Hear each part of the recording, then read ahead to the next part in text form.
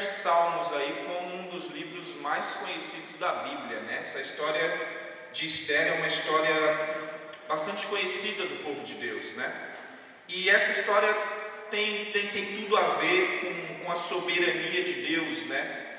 Em meio às crises, né? Esse é o tema principal da lição nessa manhã, e nós vamos estar falando como Deus se manifesta no meio da crise e como nós, como cristãos, não temos nenhum motivo para estarmos desesperados diante de qualquer que seja a situação. Primeiro, antes de entrar na lição, eu preciso falar de duas palavras que são palavras principais nessa manhã, que nós vamos estar falando sobre ela. A primeira palavra é soberania, né? E o que é soberania? Nós sempre falamos que Deus é soberano, né? Nós sabemos que um dos atributos de Deus é a soberania de Deus, né? Nós sabemos que tudo está abaixo de Deus. E a soberania, ela é uma característica de Deus que nós precisamos entender. Eu penso, pastor, irmãos, que quem entende a soberania de Deus jamais perde a fé. Quem entende como Deus é soberano e o que isso significa, jamais perde a fé em Deus. E a pessoa que não perde a fé em Deus, ela sabe se posicionar diante das crises. Então, é preciso nessa manhã passarmos a entender o que é a soberania de Deus, para que nós possamos entender como é a nossa posição diante das crises, como que o povo de Deus deve se posicionar. Mas, falando da soberania, o significado da palavra soberania é uma superioridade derivada de autoridade, domínio e poder. Então, quando eu falo que alguém é soberano, eu estou falando que essa pessoa é superior. E essa superioridade dela está baseada em domínio, autoridade e poder. Então, essas são características que Deus tem. E quando eu falo de domínio, isso quer dizer que nada escapa dos seus olhos e das suas mãos. Se a gente voltar lá em Gênesis, quando Moisés escreve o início de tudo, a gente vai ver que não existia nada. E com uma palavra Deus disse: haja, e as coisas passaram a existir. Do nada Deus criou tudo. E a gente não vai encontrar. O legal da gente falar de soberania é que soberania, ela não é delegável por alguém. Não é eu que vou chegar e vou falar, por exemplo, irmão Gilson é soberano. Não. A soberania, ela não é delegável. Soberania ou você tem ou não tem. Não é ninguém que te entrega a soberania. Ninguém delegou soberania a Deus. A soberania sempre foi dele. Não é delegável, não é uma qualidade que acho que agora o irmão Valdir é soberano. Não, eu não tenho direito de fazer isso. Soberania é uma característica intrínseca, que é de Deus. E além da soberania não ser delegável, ela também não é renunciável. Ninguém renuncia à soberania. Uma vez soberano, sempre soberano. Por isso Deus é soberano. E quando Deus lá no início disse haja, houve, através do poder da sua palavra. Então nós precisamos entender o significado de soberania. E quando a gente fala que Deus é soberano, isso quer dizer que nós simplesmente somos servos. E o servo não tem vontade própria. Servo faz aquilo que o seu Senhor manda. E muitas vezes esse sentido de soberania, ele é muito legal nos louvores, né? A gente louva, muito bonito que Deus é soberano, mas a gente não entende o que isso quer dizer. Porque se a gente entendesse, Valdir, o que a soberania de Deus quer dizer, eu acredito que nós serviríamos a Deus de maneira bem melhor, principalmente nos momentos difíceis. A gente vai entender que a soberania de Deus ela não nos livra de momentos difíceis, não nos livra, mas a soberania de Deus, ela vai determinar como que nós nos posicionamos, qual vai ser a nossa postura diante dos momentos difíceis. Nessa manhã, nós vamos estar falando de soberania, mas nós vamos estar falando também de paz. Então, essa soberania de Deus e a figura da lição, a ilustração da lição, ela é bastante interessante, né? É Deus lá do céu estendendo a mão para uma mãozinha pequenina, que é a nossa mão aqui, como se Deus falasse assim: olha, você, Franciel, não tem tamanho nem capacidade, mas eu sou Deus soberano e eu vou te ajudar. Em meio a qualquer situação eu estou presente e eu posso te ajudar. E essa soberania, automaticamente, no momento de crise, ela vai nos trazer paz. E aí, a segunda palavra que eu quero falar nessa manhã é sobre a paz. Então a gente entendeu o que é soberano, como Deus é soberano, mas nós precisamos entender também o que é paz. Interessante, irmãos, que eu estudando na lição, apesar que nos dias de hoje muita gente tem perdido esse costume, né? Eu acredito que é um costume que é saudável, que nós não devemos perder, mas nós temos o costume de nos cumprimentarmos. Como que é o nosso cumprimento? A paz do Senhor Jesus. Não é assim que a gente se cumprimenta? Sempre foi assim, né, irmãos? E aí eu parei para pensar, por que a gente se cumprimenta e todas as vezes que a gente se encontra, a gente fala paz do Senhor, meu irmão? Por que paz do Senhor? Porque se a gente for estudar o significado da palavra paz, a palavra paz, ela é o quê? É um estado de espírito de uma pessoa que não é perturbada por conflitos ou inquietações. Esse é o significado da palavra paz. E aí a gente vai entrar mais a fundo o porquê que existe uma paz. Esse significado que eu li para os irmãos é o significado que está no dicionário. Então, uma pessoa que tem paz, ela está num estado de espírito que ela não é perturbada, o coração dela não é afetado, as suas emoções não são afetadas por inquietações. E a gente vai ver que é raro, hoje é raro, mesmo no meio da igreja, pasme, existirem pessoas que tenham paz. A paz, esse estado de espírito, ele tem se tornado raro no nosso meio. Nos dias de hoje, apesar de nós nos cumprimentarmos com a paz do Senhor, a gente não entende e nem tem essa paz do Senhor, porque a paz do mundo é esse significado que eu te dei aqui, mas a paz do Senhor ela é diferente. E nós vamos entender nessa manhã que a paz do Senhor ela não tem explicação. E nós vamos ler nessa manhã um texto que diz assim, que a paz que Deus nos dá, ela excede todo entendimento. E aí eu começo a pensar, quer dizer o seguinte, Gilson, que o estado de espírito, o nosso estado de espírito, não é compreendido pelas pessoas. As pessoas que estão de fora, que não conhecem a Deus, não têm a capacidade de compreender o nosso estado de espírito, essa paz que a gente recebe de Deus. E aí eu fico me perguntando, se todos os dias nós nos encontramos e falamos assim, a paz do Senhor, se Deus é soberano e Deus tem essa paz para nos entregar, por que será que nós nos afligimos tanto e nos preocupamos tanto? Eu comecei a me perguntar estudando a lição, e eu consegui perceber, primeiro, que a gente não entende a soberania de Deus, essa característica de Deus, a gente não entende ela.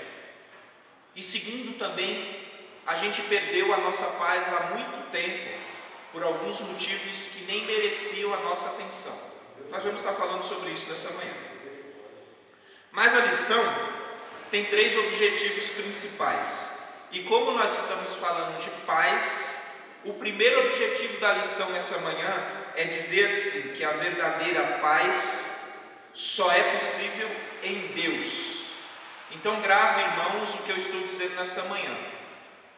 Muitas vezes nós podemos chegar em casa e falar: olha, está tudo bem. Eu olho para a minha vida e eu enxergo que está tudo bem.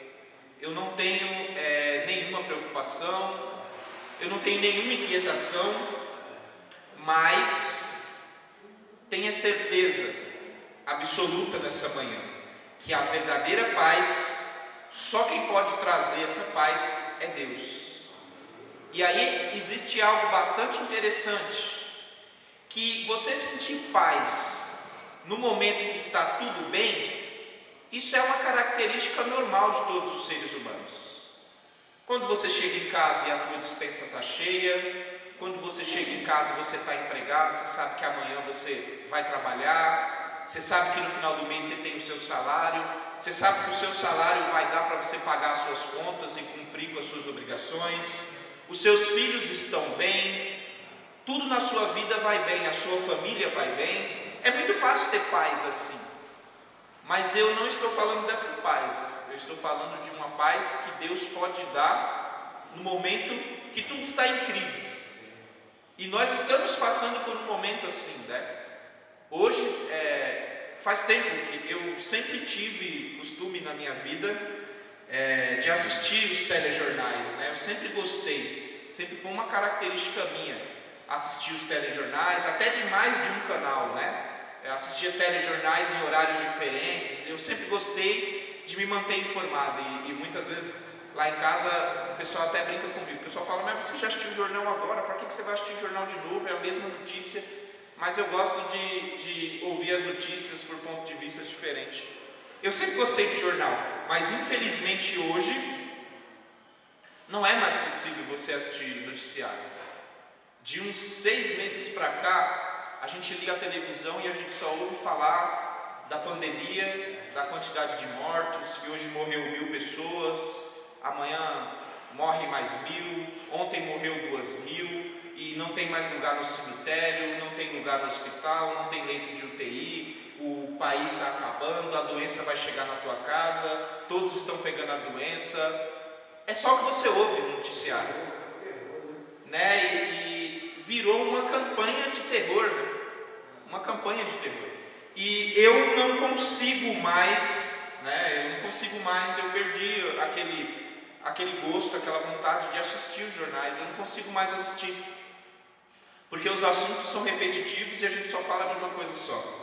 E eu consigo perceber que nesse momento a humanidade toda, não só aqui no Brasil, foi acometida por um medo, né? Por um medo. Por quê? Porque eu penso a todo momento que a doença vai bater na minha porta, que eu vou ser infectado, se eu já não estiver infectado, que eu posso perder um ente querido, irmãos que já perderam entes queridos. Então esse desespero, essa falta de paz, ela tem tomado conta da humanidade como um todo. Mas eu vim aqui nessa manhã, através da palavra de Deus, dizer para os irmãos que essa inquietação, esse medo, esse desespero pode tomar conta da humanidade toda, mas nunca tomar conta de quem serve a Deus. E dentro da palavra de Deus essa manhã eu vou mostrar para os irmãos que independente da situação, independente de pandemia, provavelmente amanhã vem uma pandemia pior que essa que está vindo hoje, porque a gente não tem prognóstico de melhora, tá, irmãos? Se você está esperando melhora, eu tenho uma má notícia para te dar: a gente não vai ter melhora, né? Jesus falou assim que esse é o princípio das dores, é o princípio. A gente ainda tem muita coisa para passar, mas eu quero te dizer uma coisa, que independente da situação, Deus prometeu. Deus falou um dia assim: ó, a minha paz eu dou para vocês, mas eu não dou a minha paz como o mundo dá. Então eu quero dizer nessa manhã para os irmãos, dentro dessa lição e dentro da Bíblia nós vamos descobrir que independente da situação, Deus tem paz para a gente. Cristão não tem que estar desesperado, cristão não tem que estar amedrontado, cristão não tem que temer o dia de amanhã, porque todas as coisas estão na mão de um Deus que é soberano. Ele faz tudo e pode tudo. Então nessa manhã eu quero convidar você a entender a soberania de Deus. E quando nós entendemos a soberania de Deus, automaticamente nós somos tomados por uma fé. E essa fé vai fazer com que nós nos posicionemos diante de qualquer situação. Essa pandemia não é nada para Deus. Para nós é muito. Nós estamos diante de uma doença que a gente não tem uma cura. Mas eu quero dizer que aquele que sempre teve a cura continua conosco, que é Jesus Cristo. E Ele tem cura para nós, se Ele quiser. Vamos continuar, irmãos. Nós estamos falando de paz, que a verdadeira paz ela só vem de Deus. Vamos entrar no texto. Abram a Bíblia comigo. Livro de Esther. Livro de Esther.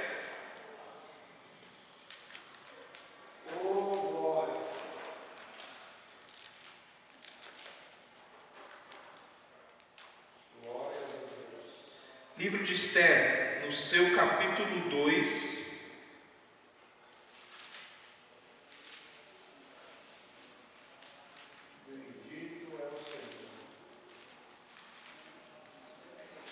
Esther, no capítulo 2, o versículo 22. A minha Bíblia é NVI, tá, irmãos? Mas nessa manhã tem o mesmo significado, é só de mais fácil entendimento. Esther, no capítulo 2, o versículo 22 diz assim, ó: Mardoqueu, porém, descobriu o plano e o contou à rainha Esther, que por sua vez passou a informação ao rei, em nome de Mardoqueu. Eu disse que a verdadeira paz só é possível em Deus. E aí a gente precisa abrir um parênteses aqui nessa manhã, irmãos. E esse parênteses é para dizer assim, que tudo, sem nenhuma exceção, quando eu digo tudo é tudo está no controle de Deus. Tudo está no controle de Deus. A gente lê a história de Esther e eu consigo ver um Deus que controla tudo, que tem um plano e que nada escapa do seu controle. Deus, irmão, já antecipou um plano para as nossas vidas. A Bíblia vai dizer que quando nós estávamos ainda no ventre da nossa mãe, Deus já nos conhecia. A Bíblia também vai dizer que Deus sabe a quantidade de fio de cabelos que nós temos na nossa cabeça. A Bíblia também vai dizer que é possível que uma mãe que amamenta o seu filho se esqueça do seu filho, mas que Deus jamais vai esquecer da gente. Então a Bíblia está recheada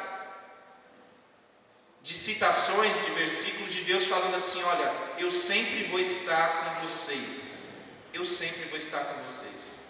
E essa passagem que eu li para os irmãos aqui, a gente começa a ler a história de Esther, e a gente vai ver que Esther era uma moça, como a Bíblia vai dizer, muito bonita, né, que chamava a atenção a sua beleza, e que ela foi criada pelo seu primo, Mardoqueu, pois ela não tinha pai e nem mãe, e o seu primo a adotou como uma filha, e ela foi criada por Mardoqueu.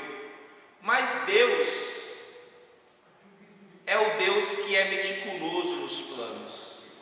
A Bíblia vai dizer que Deus precisava livrar o povo judeu. Deus tinha um plano para livrar o povo judeu. E a Bíblia vai dizer que em uma situação, a rainha Vasti, até então rainha, desobedece uma ordem do rei. E por desobedecer uma ordem do rei, ela acaba sofrendo uma consequência. E essa consequência abre um precedente para que Deus comece a trabalhar na história do povo judeu. A Bíblia vai dizer que na província ali de Suzã, moças virgens são recolhidas para passar por um processo, para que o rei Xerxes ele consiga ali escolher uma nova rainha.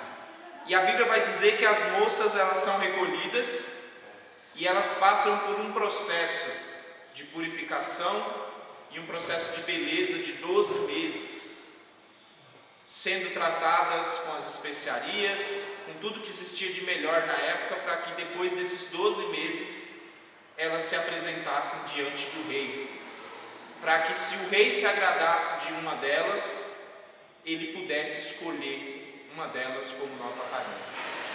E a Bíblia vai dizer que Mardoqueu então orienta Radassa, Esther, ele orienta ela, ele fala: olha, você vai ficar lá no harém, junto com todas as outras moças, mas você não vai dizer nada sobre a sua origem, sobre a sua nacionalidade, de que povo que você é. Você não vai falar nada sobre isso. E Esther fica ali, e a Bíblia vai dizer que Esther chama a atenção. A sua beleza e a sua postura chama a atenção ali das pessoas que estão cuidando das moças. E chega o momento que Esther se apresenta diante do rei. A Bíblia vai dizer que nenhuma das outras virgens agradou mais o rei do que Esther. Ela foi a que mais agradou o rei. E por ter agradado o rei, por ter alcançado essa graça, Esther acaba sendo escolhida ali como rainha. E Deus inicia o seu plano. Um dia Mardoqueu, que estava sempre ali à porta do palácio, a Bíblia vai dizer, irmãos, que mesmo quando Esther estava lá, esperando, passando por aquele processo, Mardoqueu estava sempre ali, sempre procurando saber notícia da sua prima, da sua filha, por que não dizer, porque ele assumiu Esther como se fosse filha dele. E ele está sempre ali junto, e eu acho muito bonito. A Bíblia vai dizer que mesmo que depois Esther, depois que ela se torna rainha, ela continua a ouvir os conselhos de Mardoqueu. Ela poderia, quando se tornou rainha, falar: não, agora eu sou rainha, agora é comigo. Não, ela continua respeitando a figura de Mardoqueu como seu pai e continua atendendo ali os conselhos do seu pai. Eu consigo ver uma estrutura familiar muito clara, E a gente vai ver que essa estrutura familiar, como Deus é maravilhoso, Deus trabalha nos detalhes e Deus usa tudo na nossa vida para que nós cumpramos a sua vontade. E a postura de Esther ali vai fazer com que Deus livre todo o povo de Israel, todo o povo judeu futuramente. Então, abreviando a história, como eu abreviei para os irmãos, Esther se torna rainha, é escolhida ali pelo rei, se torna rainha. E quando ela se torna rainha, Mardoqueu tinha uma característica, pastor. Ele era servo de Deus, de verdade. E eles estavam ali, naquela época, para os irmãos entenderem, o domínio era persa, Então o povo judeu era um povo diferente ali, no meio do domínio persa, naquela província de Suzã e todas as outras províncias. Então era um povo diferente. E tinha um camarada por nome Amã, que ele foi crescendo diante do rei. E chegou um ponto ali que ele era a segunda pessoa do rei. É como se a gente falasse hoje do Hamilton Mourão, vice-presidente. Então, quando Bolsonaro não está aí, ele é a maior autoridade executiva do país. E Amã, ele estava ali sendo a segunda pessoa do rei. E a Bíblia vai dizer que onde Amã passava, as pessoas faziam o quê? Elas tinham que se curvar. Tinham que reverenciar Amã, e ele gostava daquilo. A gente vai perceber na história de Amã, irmãos, que Amã o tempo todo ele foi uma pessoa que gostou da glória, né? Que ele gostou da posição, que ele gostava que as pessoas se submetessem a ele. A Bíblia vai dizer que todas as pessoas se curvavam diante de Amã, mas tinha um que não se curvava. Mardoqueu era fiel a Deus, porque ele sabia que como povo de Deus, que servia um Deus, ele não podia se curvar diante de ninguém, somente diante de Deus. E ele não se curvava. Amã percebeu isso. Alguém chamou Amã e falou: olha, tem um camarada aí que você passa, é como se não fosse nada, ele não se curva não. E aí Amã ele começa a observar que Mardoqueu realmente não se curva, e aquilo ali a Bíblia vai dizer que deixa ele extremamente furioso. A fúria dele, a ira dele é tão grande que ele não intenta matar Mardoqueu. Ele está tão irado que ele fala assim: eu vou destruir todo o povo dele, porque não basta destruir ele. Olha o tamanho da ira do camarada. Não, eu não vou destruir somente você, eu vou destruir o seu povo todo, eu vou arrumar uma maneira de destruir todo mundo. E aí, como os irmãos sabem aqui da história, não vou entrar em detalhes, ele cria toda uma situação. Para quê? Para conseguir a autoridade do rei, para conseguir a permissão do rei para fazer aquilo que ele tinha intentado. E ele consegue. O rei tira o seu anel ali, entrega para ele e fala: olha, faz com esse povo o que você quiser, está nas tuas mãos, faz o que você bem entender. O rei dá essa autoridade para Amã. Mas, irmãos, existia alguém que acreditava na soberania de Deus e que se posicionava diante da crise. Eu fico pensando e eu começo a analisar, e a palavra de Deus ela tem esse poder de nós fazermos uma aplicação pessoal. Pastor, eu fiquei pensando, se Esther tivesse se amedrontado diante da crise, se ela falasse assim: olha, eu estou aqui diante do rei, o rei gosta de mim, então o que eu vou fazer? Eu vou clamar pela minha vida, para que Deus, através do rei, tenha misericórdia da minha vida. Esther podia fazer isso. Como ser humano, ela podia ter se amedrontado, se isolado ali no palácio e falado: olha, pelo menos quando o povo morrer, eu vou ver seu livro à minha cara. Eu tenho certeza que o rei não ia permitir que matassem Esther, mas ela em nenhum momento ela sente medo e pensa nela, porque ela acreditava na soberania de Deus. Ela acreditava que existia um Deus que podia trazer paz em meio a toda aquela situação. E o texto que eu li para vocês vai dizer que Mardoqueu um dia estava passando ali e ele ouviu 2 guardas do rei tramarem algo contra o rei. E ele então corre e avisa Esther. Fala: olha, estão tramando contra a vida do rei. E aí Esther prontamente chega ao rei e fala: rei, Mardoqueu mandou avisar que tem fulano e ciclano que estão tramando para te assassinar. E aí o rei faz uma investigação e vê que aquela história é verdade, e acaba sentenciando a morte ali aqueles que conspiravam contra a vida dele.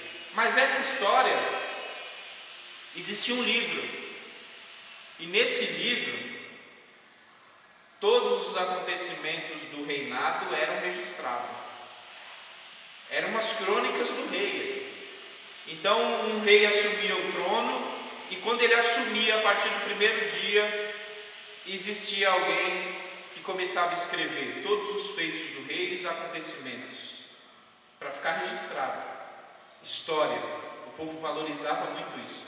Infelizmente aqui no Brasil a gente não valoriza tanto a história, mas o povo judeu ele tem uma característica, né? O povo antigo tem uma característica de valorizar muito a história. Então, a história era escrita naquele livro, os acontecimentos eram escritos, e aquilo foi escrito, que um dia teve um homem chamado Mardoqueu, que percebeu que estavam tramando contra o rei, e ele avisou a rainha, e a rainha avisou o rei, e o rei conseguiu se livrar dessa conspiração através desse aviso. Mas essa história ficou lá, no livro lá fechado, mas aqui era o começo do trabalhar de Deus. Era Deus criando. Por isso que eu fico impressionado, irmãos, como que a gente esquece o Deus que a gente serve. E a lição dessa manhã, ela vem para nos lembrar do Deus que a gente serve. Como Ele é poderoso e como Ele pensa nos mínimos detalhes. A gente consegue perceber na história o cuidado de Deus nos mínimos detalhes com o seu povo. E o que leva a gente a pensar que hoje é diferente? Deus, irmãos, tem os mínimos detalhes da tua história planejados diante dele. E Deus é aquele que inclina o coração de quem Ele quer para te abençoar quando Ele quer. E eu não tenho nenhuma dúvida disso. Mas nós vamos seguir e a gente vai ver no texto áureo.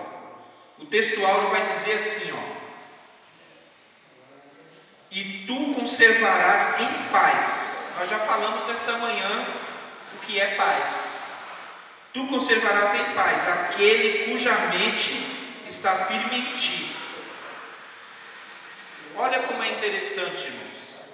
A paz,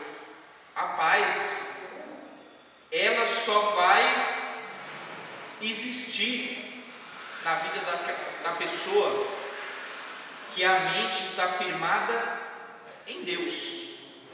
Isso quer dizer que se eu ficar dando atenção às circunstâncias, eu vou perder a minha paz.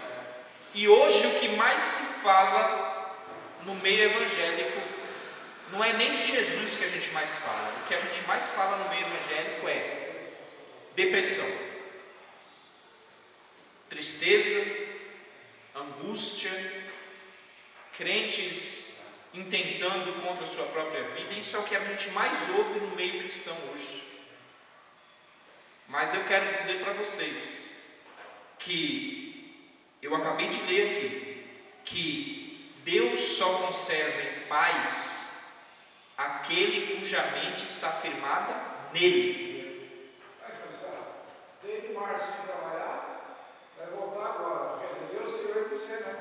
Isso que está em paz, né? Mas por que o irmão Zé Batista está em paz? Porque a mente dele está firmada em Deus.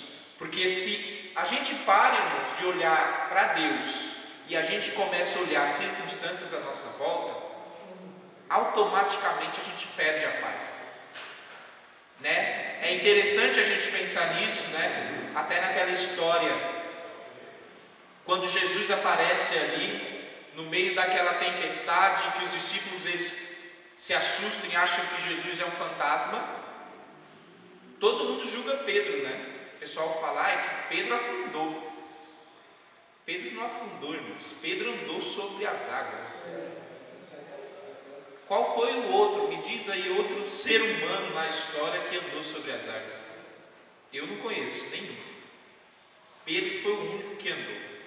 Mas Pedro, caminhando sobre as águas, porque, olha, irmãos, eu vou falar para os irmãos, é preciso ter uma fé muito grande. É preciso ter uma fé muito grande. Você imagina Jesus, é porque a gente não se coloca na situação, né? Você imagina você num barco, no meio do mar, numa tempestade, você achando que vai morrer, não tinha saída, de repente Jesus aparece. A primeira reação é no meio da noite é um fantasma. Aí então eles percebem que é Jesus.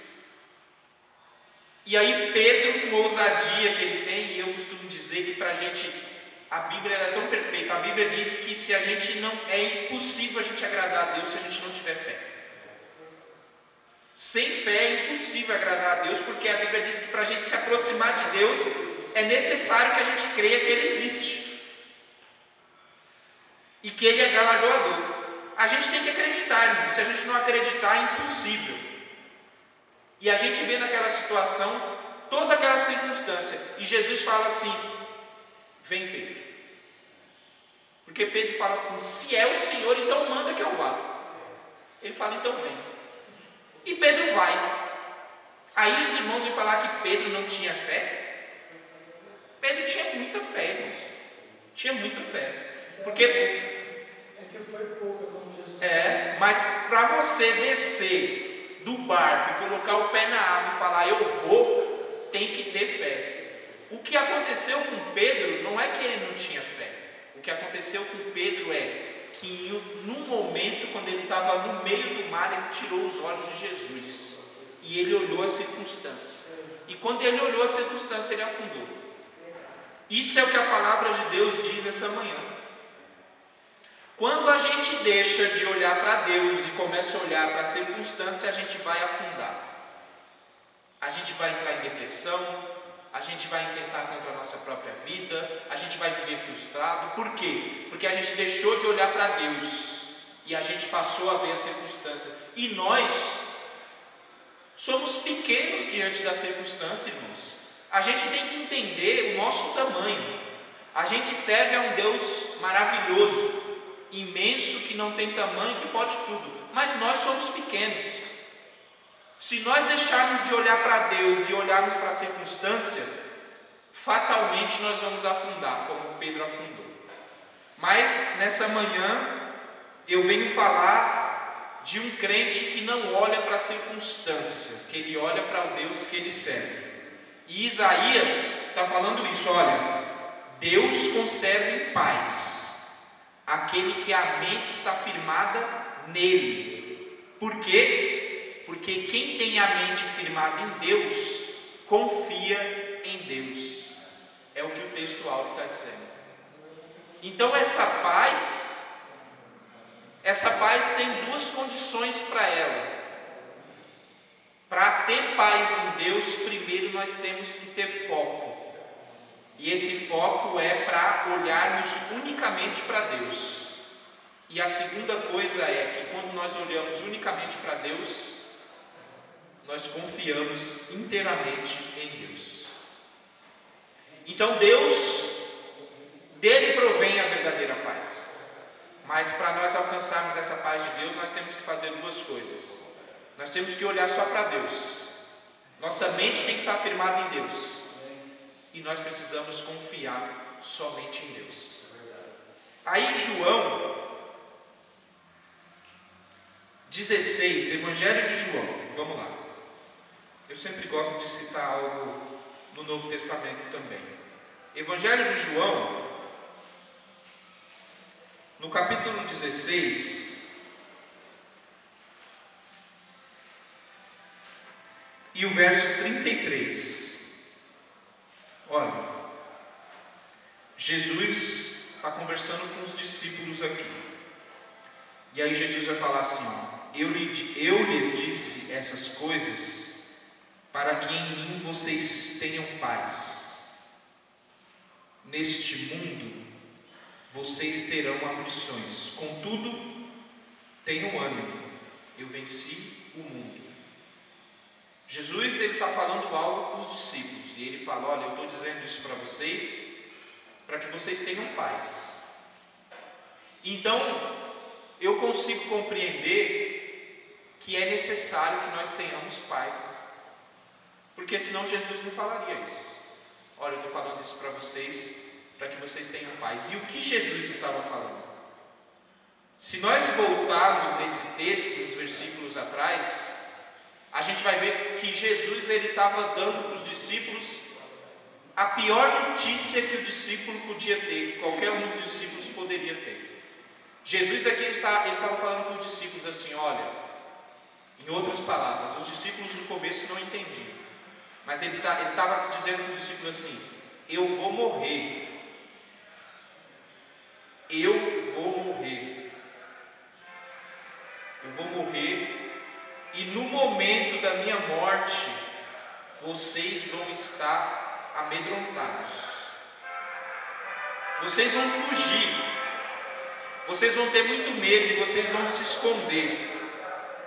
Era o que Jesus estava dizendo nos versículos anteriores.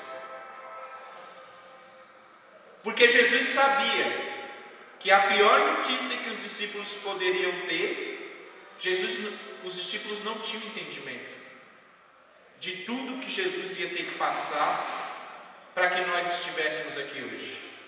E Jesus estava tentando fazer com que os discípulos compreendessem. E no começo eles não compreendem. Aí Jesus fala: olha, eu vou falar para vocês agora mais claramente. Eu vou sofrer e eu vou morrer, mas eu vou ressuscitar. E eu não vou estar mais com vocês. Eu sei que quando Jesus sabia, irmãos, você imagina, durante 3 anos, mais ou menos, no ministério de Jesus, Jesus estava com aqueles discípulos, como a minha avó dizia, andando para cima e para baixo. E Jesus ali era o centro daquelas 12 pessoas. Jesus operava milagre. Onde Jesus chegava, algo acontecia.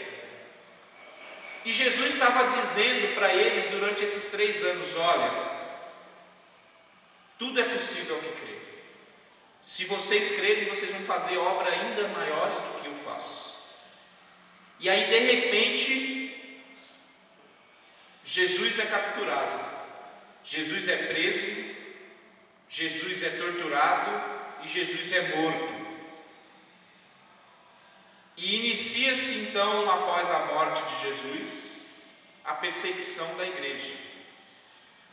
E aí eu vejo gente pregando hoje dizendo que a vida do cristão é uma vida repleta só de coisas boas. Não é, irmãos.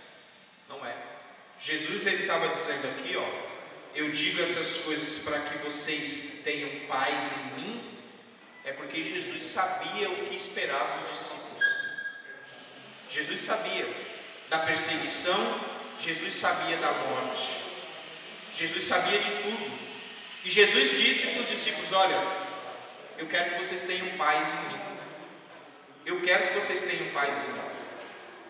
E a gente, lendo a história dos discípulos, a gente vai ver que todos os discípulos foram martirizados, com exceção de João. Todos foram assassinados, irmãos, das piores maneiras que a gente pode imaginar. Todos. Um foi crucificado de cabeça para baixo, o outro foi cortado ao meio, o outro foi arrancado a cabeça. Todos foram assassinados. Jesus sabia disso, mas Jesus falou assim: olha, antes de tudo isso acontecer, eu estou dizendo isso para vocês. Jesus estava assim com os 12 e ele falou: ó, eu vou dizer isso para vocês, vocês não entendem agora, mas eu vou dizer para vocês, para que em mim vocês tenham paz.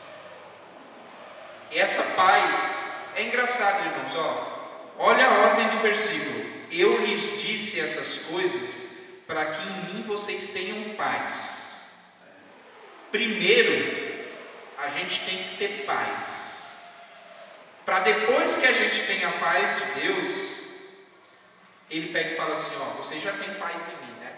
Então eu vou dizer uma coisa para vocês: nesse mundo vocês vão ter aflições, mas porque vocês têm paz em mim, vocês vão ter ânimo, porque eu já venci o mundo. Então vocês vão ter ânimo se vocês tiverem paz em mim. Então eu primeiro quero que vocês tenham paz em mim. Jesus estava dizendo para os discípulos isso, porque Jesus sabia o que esperava, sabia o que tinha para eles no futuro. Então, irmãos, eu não vejo a vida do cristão como uma vida de facilidades, não. Eu vejo a nossa vida como uma vida de aflições, mas eu vejo um antídoto para todas as aflições: é a paz de Deus. E essa paz que Jesus derrama nos nossos corações, ela faz a gente passar por todas as aflições, com postura, não com medo. Mas vamos seguirmos. Filipenses 4. Talvez eu poderia já dizer que Filipenses 4 é o texto-chave dessa lição de hoje.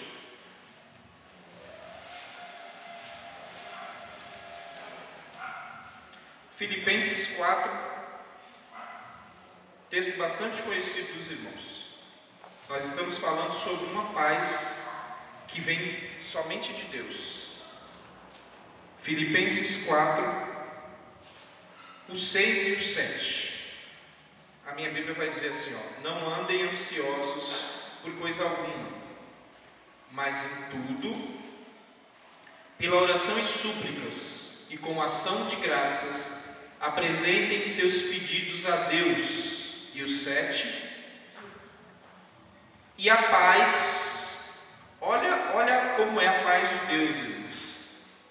E a paz de Deus, que excede todo entendimento,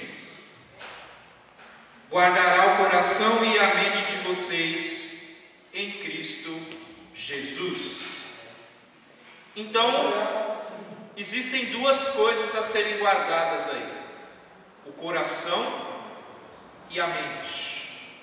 E eu não quero nessa manhã falar sobre o coração e sobre a mente, porque tem muita coisa para falar sobre o coração e a mente. Mas eu quero dizer que Deus tem interesse em guardar o nosso coração e a nossa mente. E Paulo aqui está sendo, através do Espírito Santo, específico. A paz que vem de Deus, ela não pode ser entendida, mas ela vai guardar o coração e a mente de vocês em Jesus Cristo. Olha, mas aí, antes disso, antes da paz de Deus guardar o nosso coração e a nossa mente em Jesus Cristo, Paulo está falando sobre os nossos dias de hoje. Parece que Paulo está olhando para a sociedade nos dias de hoje. Ele diz, não andem ansiosos por coisa alguma. Não andem ansiosos por coisa alguma. Irmãos, vocês sabem que a ansiedade ela é a prerrogativa da depressão.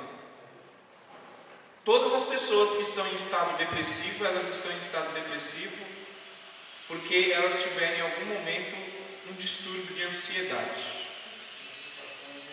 E a ansiedade nada mais é do que eu me preocupar com algo que eu não posso resolver.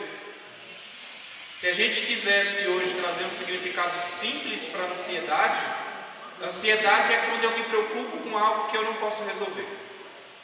Aí eu pergunto para os irmãos, adianta alguma coisa eu me preocupar com algo que eu não posso resolver? E isso é o que a gente vive hoje. É você antecipar uma preocupação que você não precisa ter. E hoje, nos nossos dias, tudo que acontece na nossa vida está baseado na ansiedade. Porque a gente começa a pensar em milhares de coisas que a gente não pode fazer nada para resolver.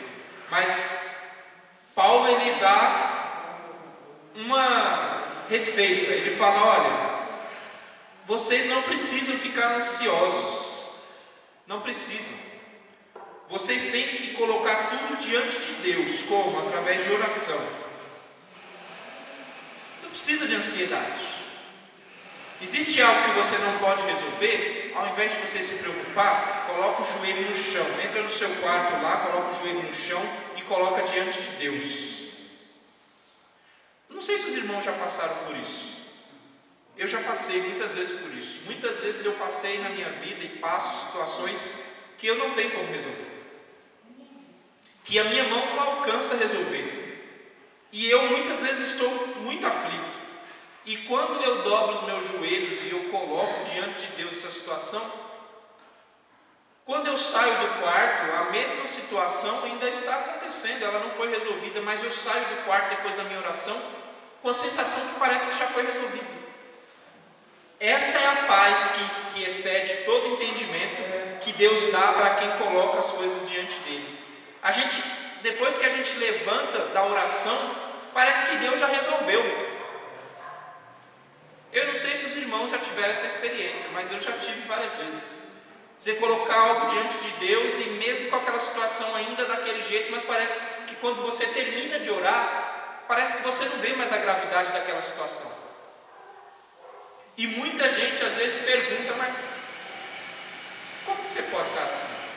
Não sei, irmãos. A paz de Deus, ela excede todo entendimento. Eu não consigo entender e nem consigo explicar. Mas aí Paulo fala assim, ó, ao invés de vocês andarem ansiosos, coloquem tudo diante de Deus em oração. Aí ele fala, oração e súplicas. E o que é a súplica? A súplica é você insistir na oração.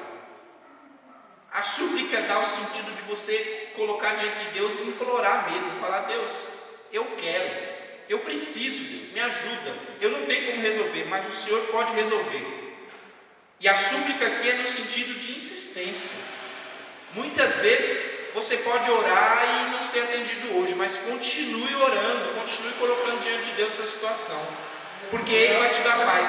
E outra, oração e súplicas, e não somente isso, mas com ação de graças. Olha o que Paulo está dizendo. Se a gente parar para analisar humanamente, não faz muito sentido. Ele vai falar assim, não fiquem ansiosos por coisa alguma. Vocês vão colocar diante de Deus tudo, com oração, súplicas e ação de graça. Aí o que é ação de graça?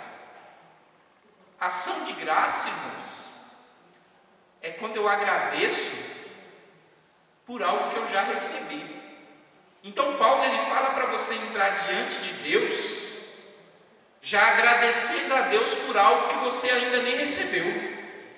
É isso que Paulo está dizendo. Apresentem tudo diante de Deus com oração, súplica e ação de graça. Mesmo que você não veja a vitória, mas agradeça a Deus. Mais uma vez eu volto. Sem fé é impossível se aproximar de Deus. Sem fé é impossível. E é isso que Paulo está falando. Tenha fé. Você está de joelho clamando, suplicando, agradeça a Deus. Agradeça como se você já tivesse alcançado. Por quê? Porque Deus vai derramar do seu coração uma paz que excede todo entendimento. Todo.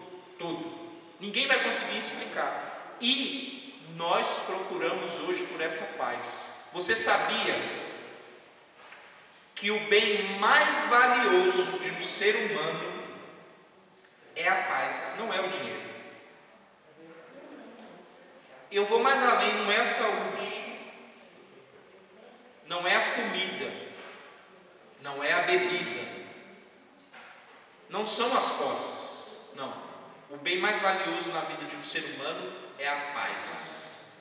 E a paz, só quem pode dar para a gente a paz, a verdadeira paz, é Deus. Eu convivo, não só conheço, eu convivo com pessoas que têm muito dinheiro e não têm nenhuma paz. Eu convivo com pessoas que são completamente saudáveis e não têm paz. Eu convivo com pessoas que têm tudo, menos a paz. E a gente vê hoje pessoas falando assim, olha, eu não consigo dormir. Olha, eu preciso tomar remédio para dormir. Olha, eu não consigo sair de casa porque eu tenho medo. Olha, depois dessa pandemia a todo momento eu acho que eu vou pegar a doença e eu vou morrer. Pessoas sem paz. E o maior bem que nós temos na nossa vida é essa paz que Deus pode nos dar. E por que a gente está aqui essa manhã? Porque a gente tem essa paz de Deus. Essa paz faz com que nós tenhamos fé e que nós nos sintamos bem em estarmos aqui, porque essa paz é Deus que nos dá. Mas vamos seguir, irmãos.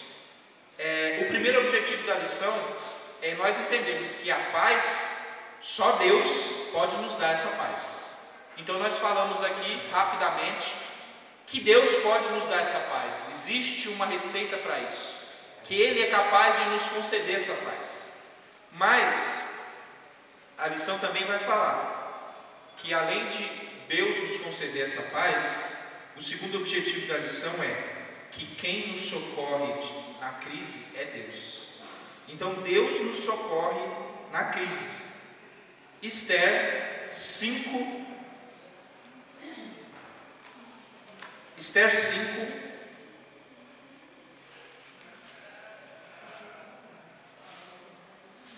e o versículo 2.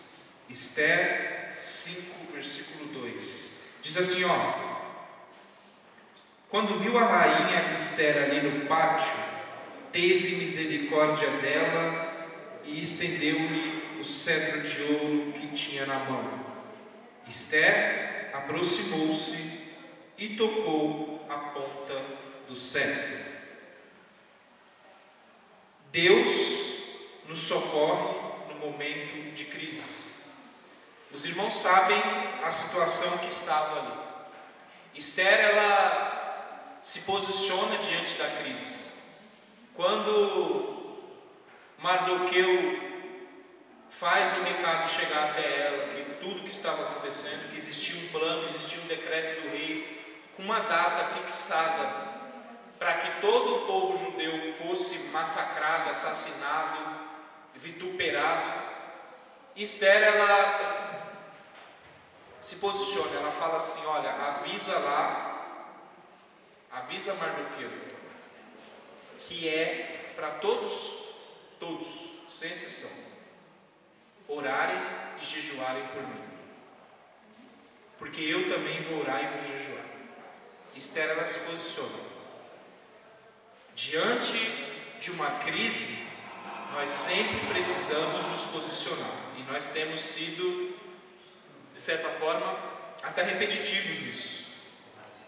Sempre diante de uma crise, pastor, a gente precisa se posicionar. E Esther, ela se posicionou.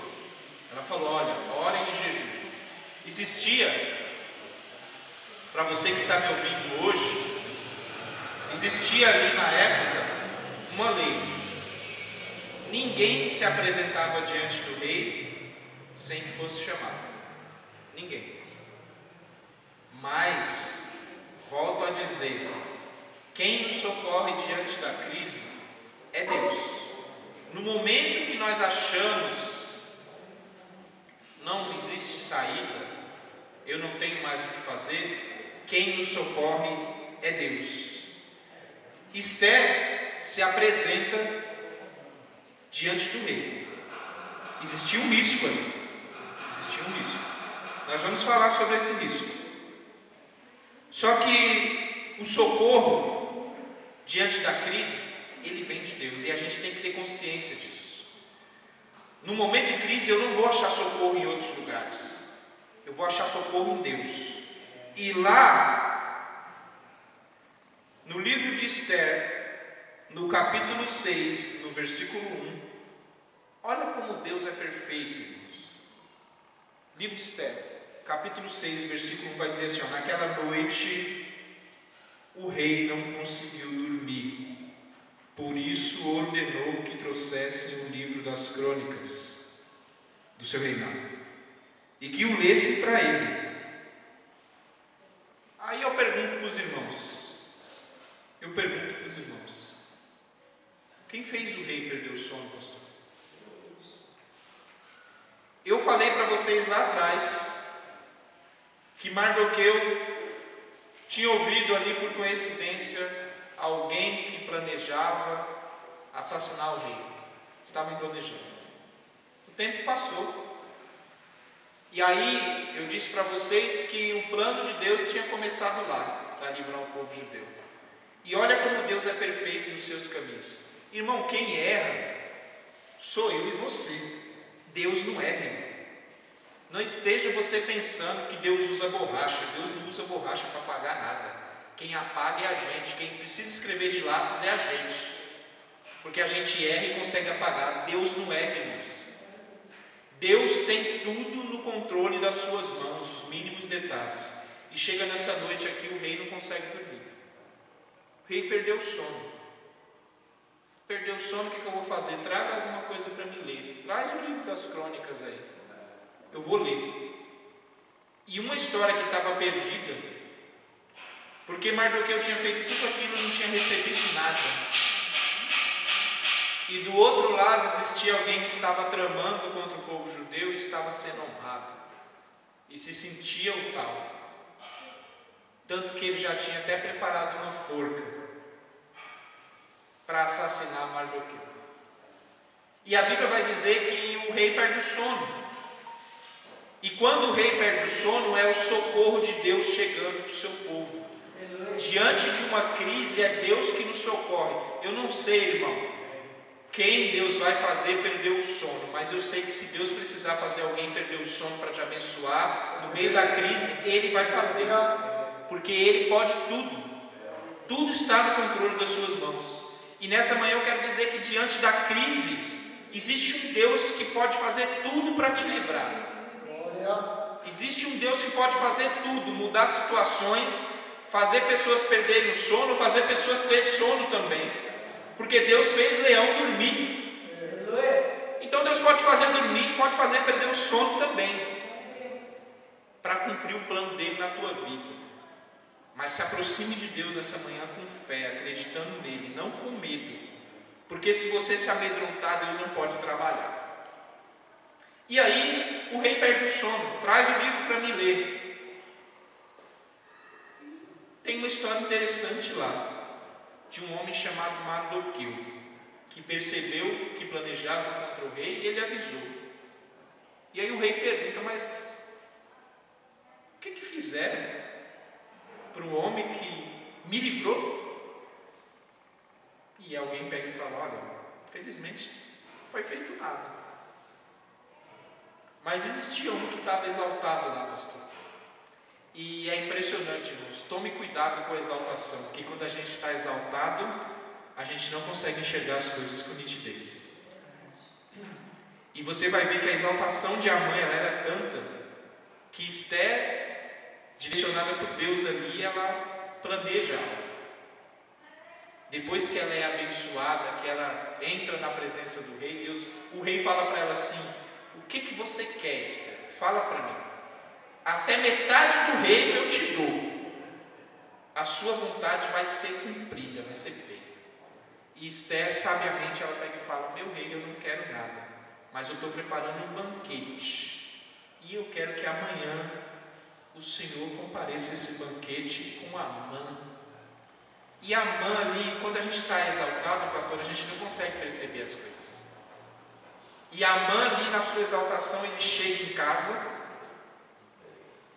ele olha para sua esposa e fala assim, olha, não tem ninguém maior que eu, abaixo do rei sou eu faço tudo, eu posso tudo, tanto que eu sou o único que fui convidado para o banquete da rainha Esther, só eu e o rei, mais ninguém.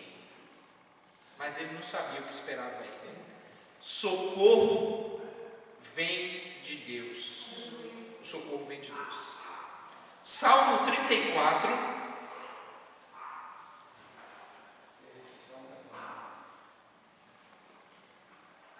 Salmo 34. Salmo 34 e o verso 19.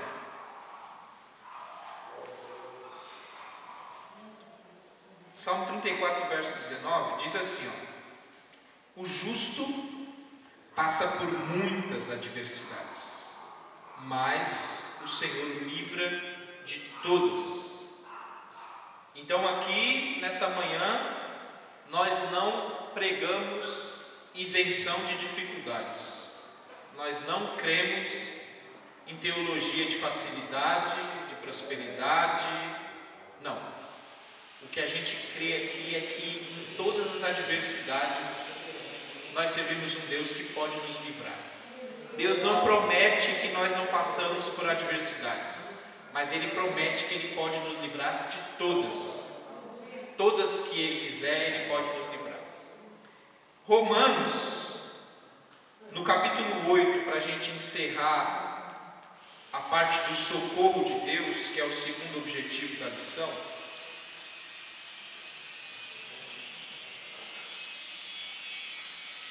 Romanos no capítulo 8, no versículo 38 e o 39, é um texto bastante conhecido dos irmãos. Romanos 8, 38 e 39, olha o que Paulo está dizendo. Pois estou convencido de que nem a morte, nem a vida, nem anjos, nem demônios, nem presente, nem futuro, nem quaisquer poderes, nem altura, nem profundidade, nem qualquer outra coisa na criação será capaz de nos separar do amor de Deus que está em Cristo Jesus, nosso Senhor. Então por que você tem medo nessa manhã, meu Deus? Se nada pode te separar do amor de Deus, qual é o motivo que nós temos para ter esse medo? Em outras palavras, aqui o que Paulo está dizendo, o que pode acontecer com você, meu irmão? Se você morrer hoje, o amor de Deus te alcança. Se você viver, o amor de Deus também te alcança. Se você adoecer, o amor de Deus continua com você. Se você for curado, Deus continua te amando. Se você não for curado, Deus te ama da mesma maneira. Não existe nada que possa nos separar do que Deus tem para nós, do amor de Deus. A nossa sentença, irmão, já foi dada. Cristo morreu na cruz para que todos nós tivéssemos a salvação. E não existe nada que ninguém possa fazer para nos separar disso. Foi Deus que nos deu. Então nada pode nos separar do amor de Deus. Por que você acha que uma pandemia vai te separar do amor de Deus? Você acha que se você ficar em casa isolado, com medo, isso vai resolver a tua situação? Não, irmão, não vai. Deus requer do seu povo posicionamento no momento de crise. Se posicione, porque não existe nada que pode te separar do amor de Deus. No momento da crise, Deus continua com você. O problema, pastor, é que nós temos medo de algo que a gente não pode controlar. Eu conheço várias pessoas que se isolaram dentro de casa e mesmo assim contraíram a doença. Porque, irmãos, nós não temos que temer algo que a gente não pode controlar. Nós temos que temer sim Deus. E eu sirvo um Deus que pode me livrar de tudo que Ele quiser. Então não existe motivo, nada pode me separar do amor de Deus. Paulo falou assim, olha, eu vivo. Na realidade não sou eu mais que vivo, mas Cristo vive em mim. E a gente... Eu fico impressionado com um cristão, pastor, com medo de morrer. Eu não consigo entender isso. Porque se a vida toda, desde que eu me converti, me entendo por cristão, a vida toda, a Bíblia diz, e os irmãos pregam, que nós estamos aqui só de passagem, que essa não é a nossa terra, que o nosso lugar é outro, que Jesus está voltando. Eu não consigo entender irmãos que servem a Deus com medo da morte. Sinceramente, irmãos, olhando para a palavra de Deus, eu não consigo entender. Eu não consigo. Porque se a palavra de Deus nos garante, Jesus foi quem disse, quem crê em mim nunca morrerá. Nós não morremos, nós passamos da morte para a vida. É Jesus que nos garantiu isso. Agora, se nós não cremos no que Deus nos prometeu, aí, irmãos, é outra história. É outra história. Então nós precisamos rever os nossos conceitos. Mas não é admissível, é antibíblico, eu posso dizer isso. Um cristão com medo de morrer, é antibíblico. Eu sempre comento lá em casa, eu falo assim, olha, eu nasci quando Deus determinou, 21 de abril de 1986, já estava lá diante de Deus, que o Franciel ia nascer. E quando eu nasci, diante de Deus também já estava a data que o Franciel vai morrer. Eu não sei qual a data que é, mas eu sei que está lá diante de Deus. Se Ele quiser adiar, Ele pode, como Ele fez com o rei Ezequias. Olha, Ezequias, você vai morrer. Vai morrer, Ezequias. Eu não sei a oração que ele fez, pastor, mas antes do profeta terminar de sair, Deus falou com o profeta Isaías: volta lá, fala para ele que eu estou acrescentando mais 15 anos. Deus pode fazer isso, eu não tenho 1 milímetro de sombra de dúvida, mas todos nós temos uma hora. Não pense que pessoas que servem a Deus, que contraíram Covid e morreram porque o Covid matou. Não, morreram porque era a hora delas, e porque Jesus permitiu. Porque se eu não crer assim, irmãos, eu preciso rasgar a Bíblia e deixar de servir a Deus. Porque se eu passar a crer que uma pandemia está no controle das coisas e não mais o Deus que eu sirvo, então eu tenho que deixar de servir a Deus. Vamos continuar, irmãos. O terceiro tópico da lição vai dizer assim, existem alguns segredos para a gente vencer a crise. E eu vou encerrar a lição nessa manhã falando desses segredos. O mais interessante deles, a gente vai ler lá em Esther, que é o nosso texto de referência essa manhã. Esther 4.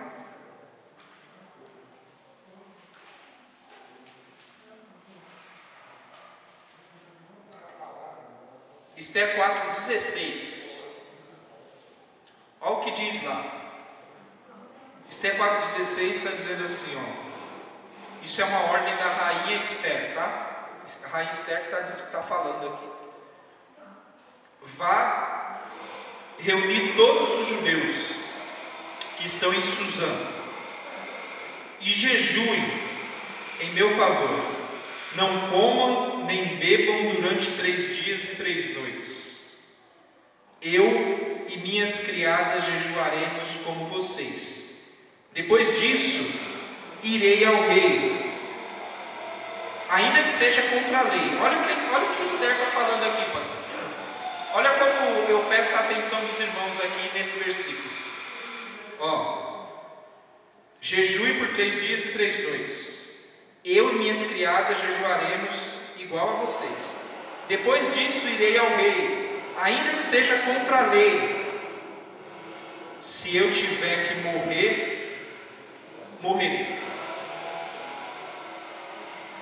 A primeira coisa diante de uma crise, a primeira coisa que nós temos que fazer, e é o primeiro erro que nós estamos cometendo diante dessa crise, é vencer o nosso medo. Esther venceu o medo dela. Ela falou assim: olha, é contra a lei, porque se eu me apresentar diante do rei e ele não estender o cetro, é morte. É morte. Mas Esther fala uma coisa, olha, e aí nós precisamos abrir um parênteses aqui, pastor. E aí o senhor me perdoe se eu me exceder nessa manhã, mas eu tenho que falar isso. Nós temos que abrir um parênteses. Todos nós aqui respeitamos as leis. Nós fazemos a higienização, o álcool gel, nós usamos as máscaras, nós cumprimos o distanciamento, e a nossa igreja não faz apologia nenhuma aqui a desobedecer às leis. Jamais fez e jamais fará. Mas dentro desses parênteses eu abro um outro parênteses. A igreja jamais fará isso enquanto a lei não ir contra a palavra de Deus. Que no momento que a lei for contra a palavra de Deus, nós temos que permanecer com a palavra de Deus. Foi isso que Esther fez. Deus colocou diante dela uma oportunidade, porque Deus contava com Esther ali.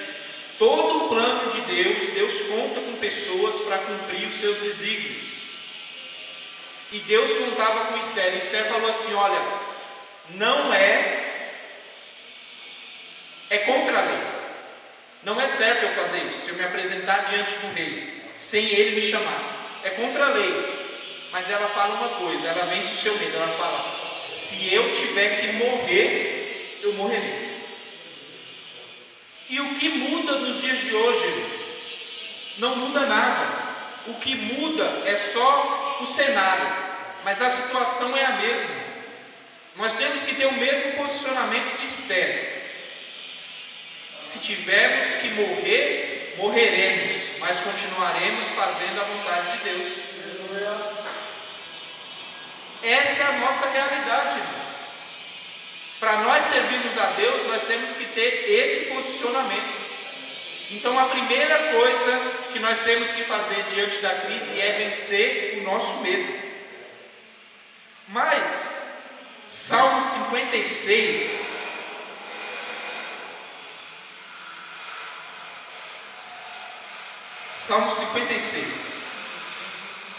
Salmo 56, o verso 3, vai dizer assim, ó: mas eu, quando estiver com medo, confiarei em ti. Confiarei em quem? Em Deus. Não estou dizendo aqui, irmãos, não existe super crente. Ou você acha que Esther não teve medo? É óbvio que ela teve medo. Todos nós, no lugar dela, teríamos medo. E eu não estou dizendo aqui que nós não podemos ter medo. Eu estou dizendo que diante do medo a gente tem que se posicionar. E o salmista está falando aqui: olha, eu tenho medo sim, Deus, mas diante do medo eu vou confiar em ti. O problema é que diante do medo nós estamos nos trancando em casa e não estamos depositando a nossa confiança em Deus. Quando diante do medo a gente precisa confiar em Deus. 1 João 4,18.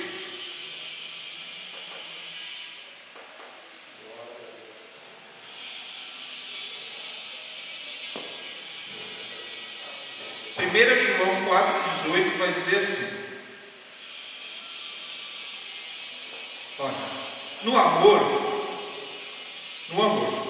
não há medo.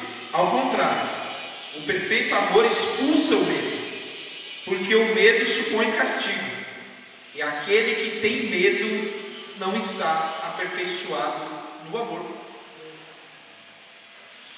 Olha o que João está dizendo aqui, olha, nós estamos no amor de Deus, nós estamos inseridos no meio desse amor, e nesse amor não existe medo. Porque o verdadeiro amor, ele expulsa o medo. E se a gente sente medo e o medo nos domina, isso quer dizer que a gente não está completamente dentro desse amor como deveríamos estar. O medo não pode nos dominar. Muito pelo contrário, o que tem que nos dominar é a fé que a gente tem em Deus. Isso precisa nos dominar. E vai fazer com que a gente se posicione diante das circunstâncias. Mas, além de vencer o medo diante da crise, a gente precisa também ter uma visão de Deus. E a gente tem que entender que não existe nenhum mal que dure para sempre. Né? O Salmo 30, no verso 5, vai dizer assim, olha, o choro dura uma noite, pode até durar uma noite, mas com certeza a alegria vem pela manhã. O que isso está me dizendo? Isso está me dizendo o quê? Que todas as coisas têm um momento. Existe um momento sim da tristeza, existe um momento sim da aflição, mas também existe um momento da alegria. Tudo isso vai passar. Tudo isso tem prazo de validade. O sábio Salomão falou assim, olha, na realidade existe um tempo para todas as coisas. Existe o tempo de nascer e existe o tempo de morrer também, irmãos. Existe tempo de tristeza, mas existe tempo de alegria. Existe tempo de plantar e existe tempo de colher o que você plantou. Para todas as coisas existe um tempo.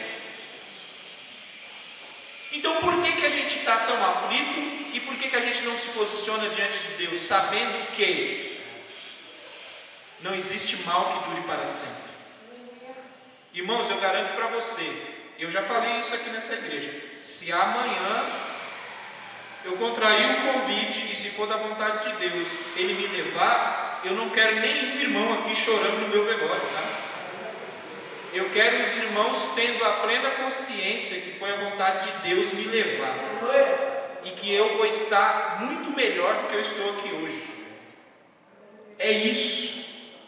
A gente tem que entender que diante de Deus nós temos um início e um fim. A nossa vida é finita. Jesus vai falar assim: olha, nós não devemos nos preocupar com nada, porque o meu Pai cuida de vocês.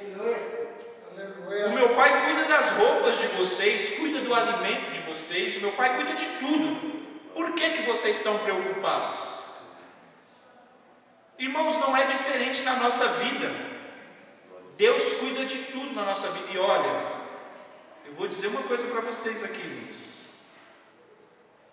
Um dia Jesus, em uma das suas parábolas, ele fala assim: olha, existia um abençoado que ele falou assim: olha, construí tudo isso. Olha como é maravilhosa a minha construção, olha o que eu alcancei. E Jesus vai dizer assim: olha, na realidade você é um tolo, porque se hoje eu pedir a tua alma, para onde é que você vai levar isso? Então, irmãos, pare de pensar. Em outras palavras, Jesus estava querendo dizer assim: olha, você não pode acrescentar nenhum segundo à sua vida além do que Deus te deu. E o diabo, irmãos, eu vou falar e vou repetir: o diabo não pode tirar nenhum segundo da tua vida além do que Deus te deu. Vou repetir: o diabo, a pandemia ou qualquer outra coisa não pode tirar um segundo da tua vida além do que Deus te deu.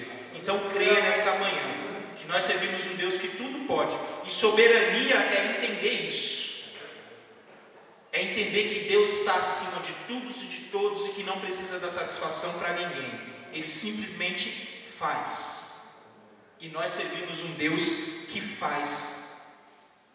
Isso é entender a soberania de Deus. E aí eu quero encerrar com os irmãos, falando que nós precisamos entender que toda situação difícil acaba e a gente tem que enxergar a vitória. E eu vou seguir aqui 1 Coríntios 15,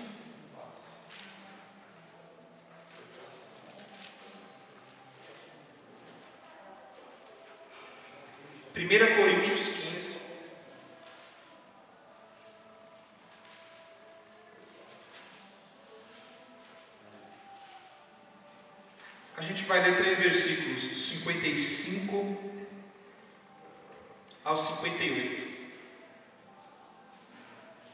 E a gente encerra essa manhã,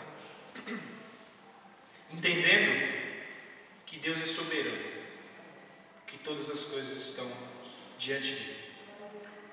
Olha o que 1 Coríntios 15, no 55 diz: onde está, ó morte, a sua vitória?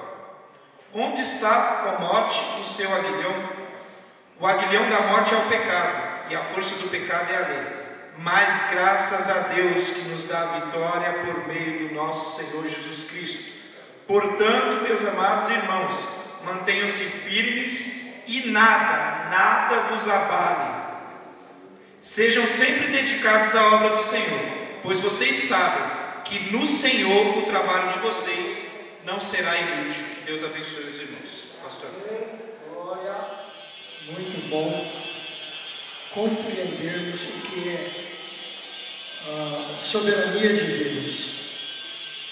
O céu estava falando ali, e eu me lembrando do cuidado de Deus, né? Muitas vezes eu tenho sido criticado por essa postura de enfrentamento das adversidades. Lá no comecinho dessa pandemia quiseram nos blindar, né? Digamos assim, pelo fato de fazer parte do grupo de risco, transferindo assim a gestão da igreja para um grupo permanente de gestão de crise. Mas eu levantei e falei, mas Senhor, onde está a minha postura? E diante disso a gente tem recebido muitas críticas, mas veja o cuidado de Deus, como Deus tem cuidado. Até aqui tem nos guardado, Senhor.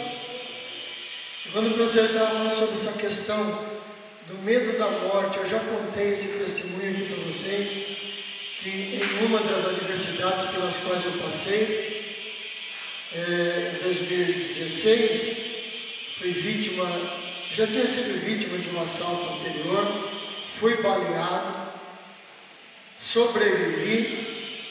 Quando voltei daquele momento de UTI, e o médico disse, você teve sorte.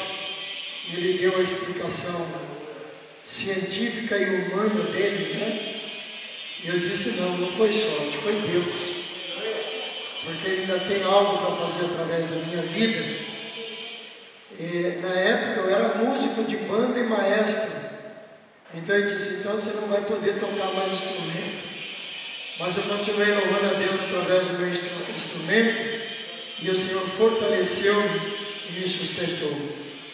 Em 2016 fui vítima de novo de outro assalto, e o bandido, armado de uma pistola, colocou na minha cabeça e disse que queria o celular.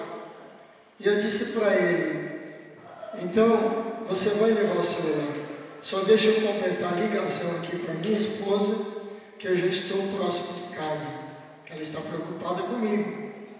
Eu saí faz tempo, saí a pé, então deixa eu só completar a ligação. E ele disse, você está de brincadeira comigo, eu te dou um tiro na cabeça agora. E eu disse para ele, então pode atirar. Você é louco, não tem medo de morrer? Eu falei, não tenho medo de morrer. Mas como assim? Todo mundo tem medo de morrer? E eu disse para ele, eu não tenho medo de morrer, porque a minha vida está escondida em Deus por Cristo Jesus. E essa passagem só depende de uma desculpa qualquer, quer seja uma enfermidade, um acidente ou um assalto. Se for um assalto, você pode atirar. E ele arregalou os olhos, apavorado com aquilo, ele bateu a mão no celular e saiu correndo com o celular na mão e a arma na outra, no meio da chuva. Na verdade, irmãos, tem muita gente, como foi frisado aqui nessa manhã, tem muita gente com medo dessa pandemia, não crendo no poder de Deus para dar o livramento, ou se for a vontade dele, que essa seja a desculpa de nós sermos guardados de coisas piores que virão sobre esse mundo, de coisas piores que virão. Aproveitando isso, alguém que esteja aí na live, porque não deve ser muita gente não, nós estivemos dando uma olhada ali, e nós ficamos oscilando aqui entre 3 e 5 pessoas conectadas. Gente, é um absurdo, né?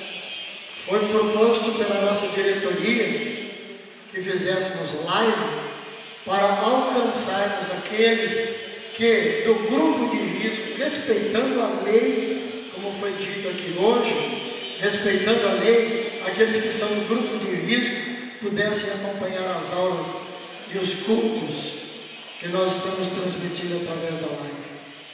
Mas diante desse fato, levou-nos a tomar uma decisão. Na quinta-feira já anunciamos, os cultos de quinta-feira não serão mais transmitidos através de live. Então também hoje é a última aula da EBD através da live. Não teremos mais. Você que está em casa, não é do grupo de risco, e mesmo que seja, se tiver confiança no teu Deus, no próximo domingo você vai estar aqui com a gente. Porque nós temos vários irmãos e irmãs que estão aqui, que enfrentando as dificuldades, as diversidades, estão aqui prestando um culto de louvor e adoração a Deus e recebendo o ensino da sua palavra, que vai nos mostrar que Deus sempre vai honrar aqueles que nele confiam. Então, a partir de hoje é a última aula através da live. Próximo domingo nós teremos aula presencial, mesmo porque não estamos desobedecendo a lei, que a lei diz o seguinte, que nós podemos ter 40% do nosso povo já nos cultos presenciais, inclusive na escola bíblica dominical. Na nossa escola bíblica dominical, nós nunca tivemos mais 60, 70, 75 pessoas participando da aula, quando nós somos cerca de 250 membros da igreja, o que 40% representa 100. Então nós ainda estamos tendo uma cooperação abaixo do que a lei permite. Então, provido da sua máscara, aqui você vai encontrar o álcool em gel, a igreja higienizada, você pode manter o distanciamento e termos os trabalhos normalmente. Então, no próximo domingo, aula da escola bíblica dominical, presencial com os adultos e jovens.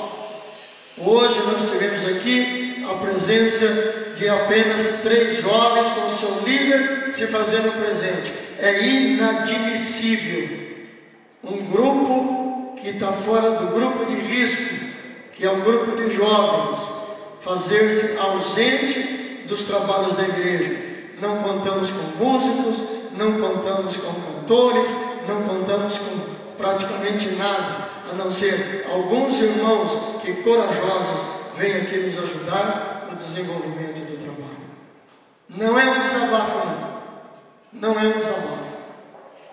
É realmente uma palavra pastoral. Vamos ser crente em Cristo Jesus e seremos mais que vencedores por Ele. Amém? Agradecendo a presença dos irmãos, aqueles que se fizeram presentes essa manhã, a liderança da escola bíblica dominical, que estamos aqui sempre atentos ao ensino da palavra de Deus. E nessa manhã recebemos essa mensagem através do testemunho de Esther, essa mensagem de que devemos ter coragem para enfrentarmos as adversidades, nos posicionarmos e deixar que Deus faz a parte dele. Nós só precisamos fazer a nossa, nos posicionar e Deus fará a parte dele, porque Deus sempre cuida. Eu quero dizer que nesses dias de pandemia, eu passei por dificuldades, mas Deus não nos deixou desamparados em momento nenhum. Teve dia de a gente não ter recurso financeiro nem para comprar a mistura do dia, mas aí Deus levanta uma mulher lá nos Estados Unidos, liga para minha casa e fala: pastor, pode ir lá na West Union, lá no Poli, que tem algo para o senhor lá, se apresente lá.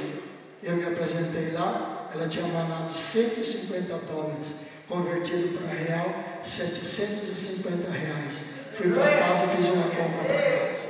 Deus cuida de nós. Deus cuida de nós. Amém, queridos? Coloquemos em pé. À noite, às 18h45, nosso grande culto de adoração a Deus aqui, nosso culto com a família. E hoje, como é quinto domingo, eu até pedi para os departamentos, não sei se prepararam, é o culto com os hinos da harpa, né? Os grupos devem apresentar os seus louvores usando a nossa harpa cristã, que é o nosso hinário oficial das Assembleias de Deus. Nós não criticamos, mas nós não somos comunidade para ficar cantando só louvorzinho de comunidade, não. Nós temos aqui, hinos inspirados pelo Espírito Santo para vários homens de Deus, inclusive o nosso pastor, fundador do Ministério de Madureira, ele é autor de 252 dos hinos da nossa harpa cristã. Vamos honrar os nossos antepassados, nós vamos honrar a nossa liderança e louvar a Deus com os hinos da nossa harpa. Amém, queridos? Amado Deus, bondoso Pai, te agradecemos por mais esta manhã na tua presença, Senhor, pela aula que nós podemos participar nesta manhã. Senhor, que bênção gloriosa sermos exortados, porque sendo exortados, nós também somos consolados, e sendo exortados e consolados, somos edificados como igreja para dar testemunho sobre a face da terra de que o Senhor cuida daqueles que em Ti confiam. Pai Santo e Eterno, abençoa-nos no decorrer deste dia, e que logo mais à noite estejamos de volta aqui para mais um culto de adoração e louvor ao Teu nome. Pai querido, assim oramos em nome de Jesus, Teu Filho amado, aquele que foi morto, mas hoje vive eternamente. Amém. Que diremos pois dessas coisas? Se Deus é por nós, quem será contra nós? Tudo posso Naquele que me fortalece. E a vitória é nossa Pelo sangue de Jesus. Que a graça do nosso Senhor e Salvador Jesus Cristo, que o amor de Deus, nosso Pai Celestial, que a comunhão e as doces consolações do Santo Espírito seja sobre todo o povo de Deus, e assim permaneça hoje e sempre. Todos dizem amém. Deus abençoe a todos. Aguarde só terminar a gravação.